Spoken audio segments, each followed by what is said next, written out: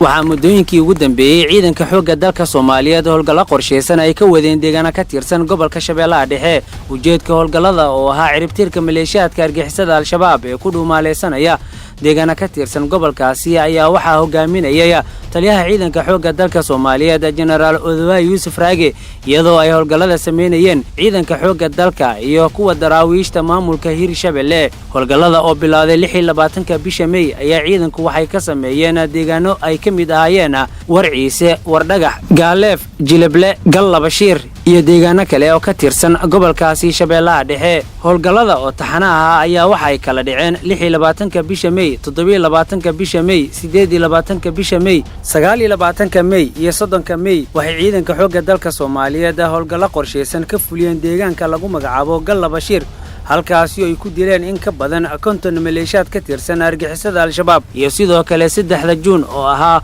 howlgalkii ugu weynaa oo ciidanka xoogga dalka Soomaaliyeed ay khasaaraha ugu badan ku gaarsiiyeen maleeshiyaadka argixisada al-shabaab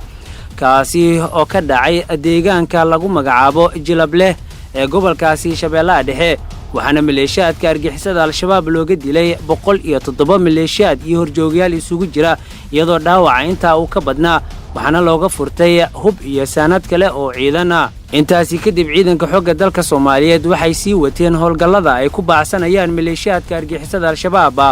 oo ay kaga sifeynayaan gobolkaasi Shabeellaha Dhexe howlgaladaasi oo ahaa kuwo jab xoogan lagu gaarsiiyay maleeshiyaadka argixisada al-shabaab ayaa waxaa looga saaray godadkii ay gabaadka ka dhiganayeen daawadayaal sida aad u jeedaan halkani waa godadkii ay ku dhuumaaleysanayeen horjoogayaasha iyo maleeshiyaadka naflacaariga ah ee ka tirsan argixisada al-shabaab godadkani aad u jeedaan waxay ka qoteen meel keen ah oo muddo aan laga jarin dhirta dadka beeraleyda ku dhaqnaana ay ku qasbeen in ay ka barakacaan balse ciidanka geesiyaasha xoogga dalka Soomaaliyeed ayaa awood kaga saaray godadkaasi ay qoteen oo ay doonayeen inay gabaadka ka dhigtaan howlgaladii ugu dambeeyay ciidanka xoogga dalka Soomaaliyeed ka sameeyeen gobolkaasi Shabeellaha Dhexe waxa maleeshiyaadka kooxda khawaarijta al-shabaab lagu gaarsiiyay jab xoogan iyadoo maleeshiyaad badan iyo horjoogayaal looga dilay